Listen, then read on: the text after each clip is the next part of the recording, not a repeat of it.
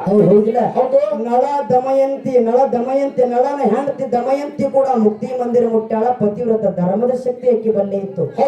ಇನ್ನೊಂದು ಮಾತು ಎಲ್ಲಿ ವಿಷಯ ಚರ್ಚೆಯಾಗಿಲ್ಲ ಬಂಧುಗಳೇ, ಮಾತು ಹೇಳ್ತೀನಿ. ಏನ ಅನಸೂಯ ದೇವಿ ಅತ್ರಿ ಮುನಿ ಋಷಿ ಹೆಂಡತಿ ಅನಸೂಯ ದೇವಿ ಗಂಡನ ಪಾದ ತೊಳೆದಿರ್ತಕ್ಕಂತ ನೀರು ಜಗಲಿ ಮೇಲಿಟ್ಟು ಪ್ರತಿನಿತ್ಯ ಪೂಜೆ ಮಾಡ್ತಿಲ್ಲ. ಒಂದು ದಿನ ಏನ್ ಮಾಡ್ಲತ್ತಕ್ಕಿ ಆ ನೀರು ತಗೊಂಡು ಬಂದು ಹೊರಗೆ ಅಂಗಳದಾಗ ಬಂದು ಎಲ್ಲಾ ಕಡೆ ಹಿಂಗ್ ಸಿಂಪಡಿಸ್ಲಕತ್ತಿರ, ಹಿಂಗ ಕೈಲಿ ಹಿಂಗ ಸಿಂಪಡಿಸ್ಲಿಕ್ಕತ್ತಿರ. ಅವಾಗ ಗಂಡ ಅತ್ರಿ ಮುನಿ ಕೇಳಿದತ್ತ, ಅಲ್ಲ ದಿನಾಲು ಜಗಲಿ ಮೇಲೆ ಇಟ್ಟು ಪೂಜೆ ಮಾಡ್ತಿದ್ದಿ, ಇವತ್ತು ನೀರು ತಂದ ಯಾಕ ಹೊರಗೆ ಸಿಂಪಡಿಸ್ಲಿಕ್ಕತ್ತಿದ್ದಿ ಅಂದತ್ತ. ಯಾಕೆ ಅಂಗಳಕ್ಕೆ ಹೊಡ್ಲಿಕ್ಕತ್ತಿದ್ವಿ ಯಾಕಂದತ್ತ ಅನಸೂಯ ದೇವಿ ಅಂದ್ರತ್ತ, ಏನಂತ ಪತಿದೇವ ಯಲವಂಕ ಮುನಿ ಮತ್ತು ಅನಲಾದೇವಿ ಗುಡಿಸಲಕ್ಕ ಬೆಂಕಿ ಹತ್ತದ. ಅನಲಾದೇವಿ ಗುಡಿಸಲಕ್ಕ ಬೆಂಕಿ ಹತ್ತಿ ಗುಡಿಸಲು ಸುಡ್ಲಿಕ್ಕತ್ತದ. ಅದನ್ನ ಆರಿಸೋ ಸಲುವಾಗಿ ನೀರು ಸಿಂಪಡಿಸ್ಲಿಕ್ಕತ್ತೀನಿ ಅನ್ನೋದಕ್ಕೆ ನೋಡ್ರಿ ಬಂಧುಗಳೇ, ನೀರು ಸಿಂಪಡಿಸ್ಲಿಕ್ಕತ್ತೀನಿ. ಅಲ್ಲ ಗಂಡಂದತ್ತ ಏನಂತ ನಮ್ಮ ಅಂಗಳದಾಗ ಇಲ್ಲಿ ನೀರು ಸಿಂಪಡಿಸಿದ ಅಲ್ಲಿ ಊರಿ ಹಚ್ಚಿದ ಹಂಗೆ ಹೋಗ್ತಾವ, ಹಂಗೆ ಆಡ್ತದ. ಪತಿದೇವ ನನ್ನ ಪತಿವ್ರತ ಧರ್ಮದ ಶಕ್ತಿ ನೀ ಪರೀಕ್ಷೆ ಮಾಡವ, ನಿನ್ನಲ್ಲಿ ಪರೀಕ್ಷೆ ಮಾಡವ ಇದ್ದಂದ್ರ ನೀ ಸತ್ಯ ಹೋಗು. ಆ ಅನುಮಾದೇವಿ ಗುಡಿಸಲಕ್ಕ ಬೆಂಕಿ ಹತ್ತದ, ಈ ಸತ್ಯ ಹೋಗಿ ನೋಡ್ಕೊಂಡು ಬಾನತ್ತ. ಹೋಗಿ ಕೊಡದ ಉರಿ ಹತ್ತಿರ್ತಕ್ಕಂತದ ಈಗೇನ ನೀರು ಸಿಂಪಡಿಸ್ಕೊಡದ ಆ ಉರಿ ಆರಿತ್ತ. ಒಳ್ಳೆ ಅರ್ಧ ಮುರ್ಧ ಗುಡಿಸಲು ಸುತ್ತ ಹಂಗೆ ಉಳಿದಿತ್ತು ಬಂಧುಗಳೇ, ಹಂಗೆ ಉಳಿದಿತ್ತು. ಇಂಥ ಶಕ್ತಿ ಪತಿವ್ರತ ಧರ್ಮದಲ್ಲಿದ. ಪತಿವ್ರತ ಧರ್ಮದ ಶಕ್ತಿ ಯಾರು ಜಗತ್ತಿನ ಉಳಿಸ್ಯಾರ ಅವರೆಲ್ಲ ಮುಕ್ತಿ ಮಂದಿರ ಮುಟ್ಟ್ಯಾರ ಬಂಧುಗಳೇ, ಮುಕ್ತಿ ಮಂದಿರ ಮುಟ್ಟ್ಯಾರ. ಸತ್ಯವಾನ ಸಾವಿತ್ರಿ ಸತ್ತ ಗಂಡನ ಪ್ರಾಣ ಮರಳಿ ಪಡೆದಾಳ, ಆಕಿ ಪತಿವ್ರತ ಧರ್ಮದಿಂದ ಪಡೆದಾಳ. ಹೌದಿಲ್ಲ. ಅದಕ್ಕೆ ಹೇ ಮರಾಠಿ ಮಲ್ಲಮ್ಮ ಪತಿಯೇ ದೇವರು, ಗಂಡನೇ ದೇವರತ್ತೆ. ಗಂಡನ ಮನೆಯಾಗ ನಡೆದ್ರು ಪತಿವ್ರತ ಧರ್ಮದ ಶಕ್ತಿಯಲ್ಲಿತ್ತು. ಮತ್ತೊಬ್ಬ ಪರಪುರುಷ ಕಣ್ಣು ಹಾಕಿದಾಗ ಅವನ ಸೊಕ್ಕ ಮುರಿದಾಳ. ಇದೇ ಹೇಮರೆಡ್ಡಿ ಮಲ್ಲಮ್ಮ. ಹೌದಿಲ್ಲ. ಪತಿವ್ರತ ಧರ್ಮದಲ್ಲಿ ಯಾವ ಬಹಳ ತಾಕತ್ತದ. ಆ ಪತಿ ಮ್ಯಾಲ ನಿಮ್ಮದ ಭಕ್ತಿ ಇದ್ದಿದ್ದೇ ಕರೆ ಆಯ್ತಪ್ಪ ಅಂದ್ರೆ ಬರೇ ನೀವು ಊರಿನೇ ಹತ್ರ ತಗದ್ರ ಪರಪುರುಷರು ಸುಟ್ಕೊಂಡು ಸಾಯ್ಬೇಕು. ಮಾಸ್ತರ್ ನಮ್ಮ ಮ್ಯಾಳಿಗಾರಿಲ್ಲ, ನಾವು ಮಾಸ್ತರ್ ಕೊಳಮೀನಿ ಮ್ಯಾಳಿಗೆ.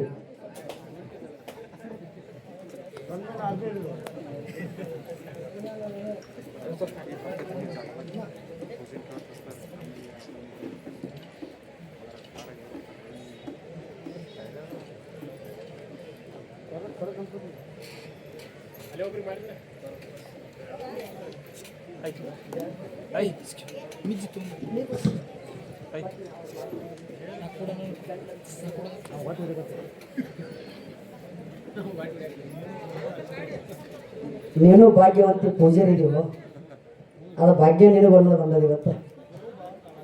ಇಲ್ಲ ಕರಲೆ ಇವ್ರ ಮನ್ಯಾಗ ಇವ್ರ ಮಿಸ್ಸಸ್ ಅನ್ನ ದೇವ್ರ ಹೇಳ್ತಾರೆ, ಸಂಜೆ ಹೋಗೋದು ನಮ್ಗಟ್ಟು ಭಾಗ್ಯ ಕೊಡ. ನೀನು ಭಾವ ಸೂದಿಟ್ಕೋ ಭಾಗ್ಯ ಬರ್ತದ. ಹೌದಿಲ್ಲ. ಇರ್ಲಿ. ಅದಕ್ಕಾಗಿ ಯಾಕಪ್ಪ ಅಂದ್ರ ಪತಿವ್ರತ ಧರ್ಮದ ಶಕ್ತಿ ನಿಮ್ಮ ಬಲ್ಲೆ ಇತ್ತಂದ್ರ ತಾಯಿಗಳು ಲಕ್ಷ ಕೊಡ್ರಿ. ಪತಿವ್ರತ ಧರ್ಮದ ಶಕ್ತಿ ಗಂಡನೇ ದೇವ್ರ, ಗಂಡನ ಹೊರತು ಮತ್ತೊಂದು ದೇವ್ರ ಯಾರಿಲ್ಲ. ಪರಪುರುಷಗ ನೆದರು ಇಡಲಾರದೆ ಗಂಡನ ಮನ್ಯಾಗ ನೀವು ಜೀವನ ಮಾಡಿದ್ದೇ ಕರೆ ಆಯ್ತಪ್ಪ ಅಂದ್ರ ಯಾರ ನಿಮ್ಮ ಮ್ಯಾಲ ಕಣ್ಣು ಹಾಕ್ತಾರ ಬರೀ ಉರಿ ನೇತ್ರ ತೆಗೆದ್ರ ಅವ್ರ ಸುಟ್ಟಕೊಂಡು ಸಾಯ್ತಾರ. ಯಾರ ಹಂತ ತಾಕತ್ತ ಯಾರ ಬಲ್ಲೆ ಇತ್ತು? ನಳ ದಮಯಂತಿ. ನಳ ಆಗಿರ್ತಕ್ಕಂಥ ಪಗಡಿ ಆಟ ಆಡಿ ಎಲ್ಲಾ ರಾಜ್ಯವನ್ನೇ ಸೋತು ಬಿಟ್ಟಿದ್ದ. ಹಾಕವ್ರು ಯಾರಿಗೆ ಗೋನ್ ಹಾಕ್ತಾರಲ್ಲ ಅವ್ರಿಗೆ ಎಟ್ಟೆ ಕತ್ತಿ ಗೊತ್ತದ, ಅರ್ಥ ಆಗ್ತದ. ಹೌದಿಲ್ಲ. ಹ್ಯಾಂಗ ಕೌರವರಿಗೆ ಪಾಂಡವರಿಗೆ ಯುದ್ಧ ಅಲ್ಲ, ಕೋಡಿ ಪಗಡಿ ಆಟ ಆಡ್ರು. ಅವಾಗ ಪಾಂಡವರು ಸೋತಾರಲ್ಲಿ. ಹಂಗ ಇವರು ರಾಜ್ಯಭಾರ ಮಾಡ್ತಾರೆ ಯಾರು? ನಳ ಮತ್ತು ದಮಯಂತಿ ಗಂಡ ಹೆಂಡತಿ ಇವರು. ಹೌದಿಲ್ಲ. ಅಲ್ಲಿ ಕುತಂತ್ರದಿಂದ ಏನಾಯ್ತು? ಪಗಡಿ ಆಟದಾಗ ನಳ ದಮಯಂತಿ ನಳ ಆಗಿರ್ತಕ್ಕಂಥ ಎಲ್ಲಾ ರಾಜ್ಯವನ್ನ ಪಗಡಿ ಆಟದಾಗ ಸೋತ ಅಡವಿ ಅರಣ್ಯ ಸೇರಿದ. ಗಂಡ ಹೆಂಡತಿ ಅಡವಿ ಅರಣ್ಯದಾಗ ಹೋಗಿದ್ರು.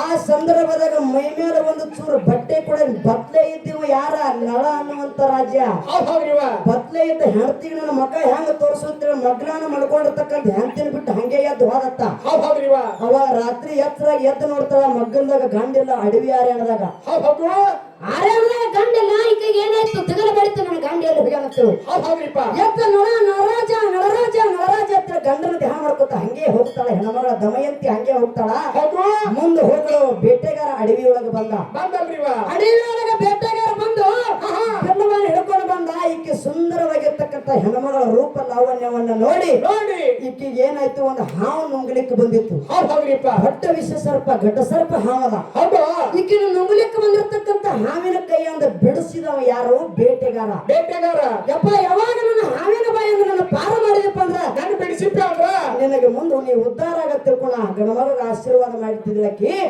ಒಟ್ಟು ತಾಳಿಗೆ ಆ ಗಣಮಗ ಆಕಿ ರೂಪಕ್ಕೆ ಮೆಚ್ಚಿ ಕೈ ಹಿಡಿದು ಜಗಳಕತ್ತ ಅಡವಿ ಆರ್ಯಣದಾಗ ಹೌದ್ ಹೌದ್ರಿಪ್ಪ ಅಡವಿ ಆರ್ಯಣದ ಕೈ ಹಿಡಿದು ನನ್ನ ಮನಸ್ಸು ಜಗಳಕತ್ತ ನಿನ್ನ ಮ್ಯಾಲ ಮನಸ್ಸಾಗ್ಯದ ಮನಸ್ಸಾಗ್ಯದ ನಿನ್ನ ಗಂಡನ ಕೊಡು ಹೋಗ ನನ್ನ ಜೋಡಿ ಕೂಡ ತಿಳ್ಕೊಳಕ್ ಬಡ ಪುರುಷ ಆಗಿದ್ದು ಬೇಟೆಗಾರಾಗಿರ್ತಕ್ಕಂಥ ದಮಯಂತಿಗೆ ಕೈ ಹಿಡಿದು ಜಗಳಕತ್ತ ಹೌದಾ ಏ ಯಾವಾಗ ನೀ ನನ್ನ ಕೈ ಹಿಡಿದು ಜಗಳಕ ನೀ ಸುಟ್ಕೊಂಡು ಸಾಯತ್ತಂದ ಬರೀ ಕೈ ಹಿಡಿಕೊಡ್ದ ಅವ ಇಡೀ ದೇಹನೇ ಸುಟ್ಟು ಸತ್ತ ಇಡೀ ದೇಹನೇ ಸುಟ್ಟು ಬೂದಿ ಐತಿ ಬಂಧುಗಳು ಹೌದ್ ಹೌದು ಆ ಸುಟ್ಟು ಬರ ಪುರುಷ ಮತ್ತೊಬ್ಬ ಹೆಣ್ಮಗಳ ದಮಯಂತಿ ಕೈ ಹಿಡಿದು ನನ್ನ ಬೋಗು ಕೂಡಬಾ ತಿಳ್ಕೊಂಡು ಜಗ್ಬೇಕಾ ಜಗ್ಯಾನಂದ್ರ ಆಕೆ ಅವ ಸುಟ್ಕೊಂಡು ಸಾಯಬೇಕಾರ ಕಾರಣ ಯಾನ ಯಾನ್ರಿಪ್ಪ ಪತಿವ್ರತ ಧರ್ಮ ಐತಿಕೆ ಬಲ್ಲಿ ಹೌದು ಹೌದು ಬರೇ ಪತಿವ್ರತ ಧರ್ಮದ ಶಕ್ತಿಯಿಂದ ಅಂತ ತಾಕತ್ ಅದ ಅಂತವನು ಬರೀ ಕೈ ಹಿಡಿಗೊಡದೆ ಸುಟ್ಕೊಂಡು ಇಡೀ ಶರೀರ ಸುಟ್ಕೊಂಡು ಸತ್ತಿ ಅಂತ ತಾಕತ್ತ ಪತಿವ್ರತ ಧರ್ಮದಲ್ಲಿ ಐತಿ ಬಂಧುಗಳೇ ಪತಿವ್ರತ ಧರ್ಮದಲ್ಲಿ ಐತಿ ಹೌದ್ ಹೌದ್ರಿಪ್ಪ ಹೋಗಿಲ್ಲ ಹೌದು ಅದಕ್ಕ ತಾಯಿ ಯಾಕಂದ್ರೆ ಹೆಣ್ಣ ದೇವ್ರ ಜಾತ್ರೆ ನಡೆದ ಇವತ್ತು ಭಾಗ್ಯವಂತಿದ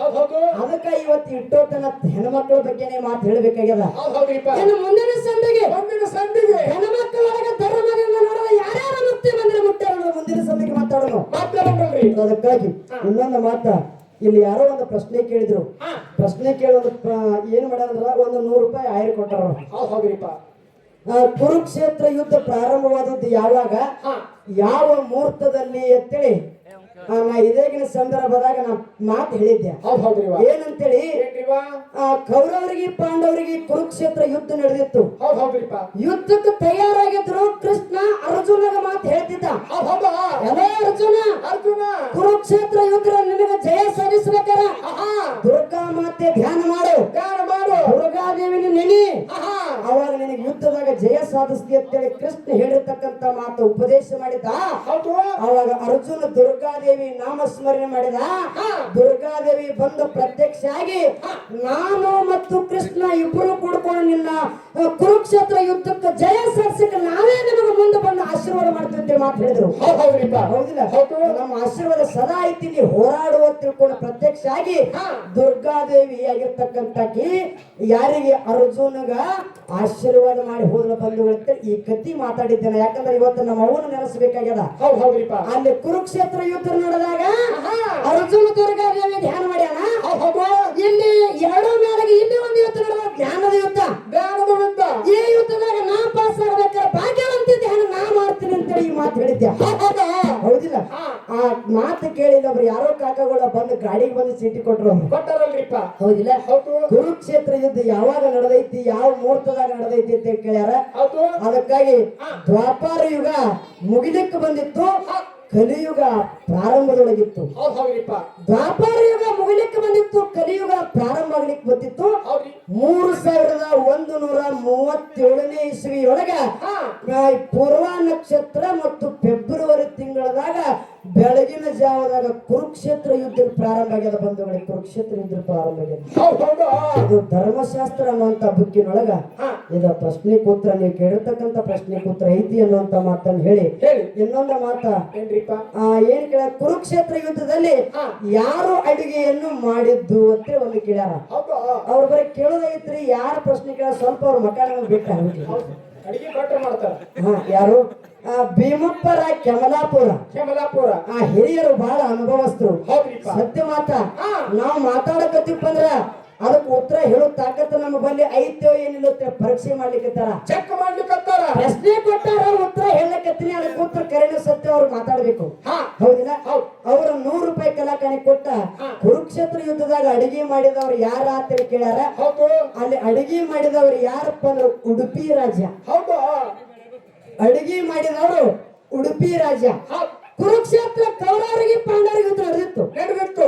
ನಡೆಯುವ ಸಂದರ್ಭದೊಳಗ ಆಹಾ. ದಿನಕ್ಕೆ ಎಷ್ಟೋ ಮಂದಿ ಸಾಯ್ತಿದ್ರು. ಹೌದ್ರಿಪ್ಪ.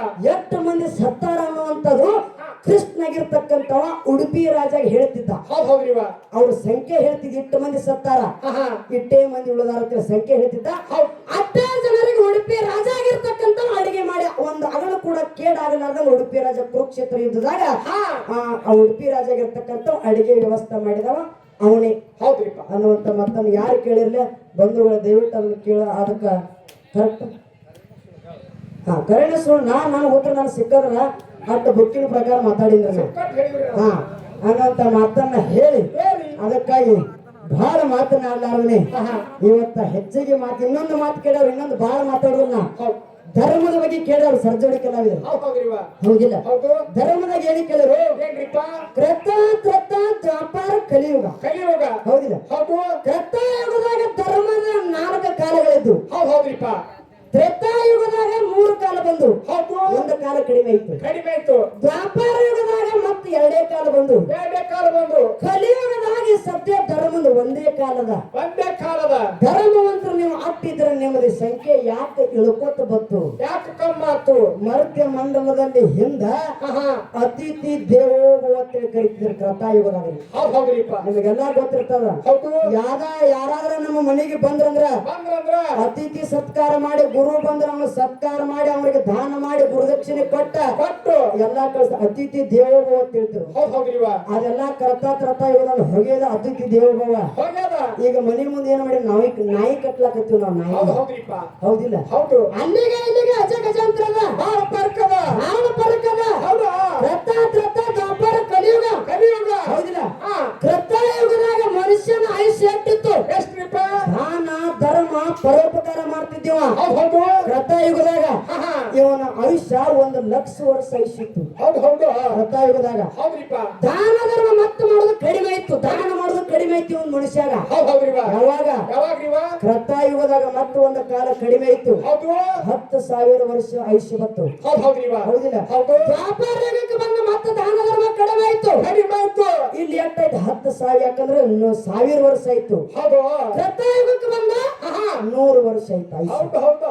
ಮನುಷ್ಯನ ಆಯುಷ್ಯ 100 ವರ್ಷ ಕಡಿಮೆ ಹಾಕೋತ್ ಬಂತು.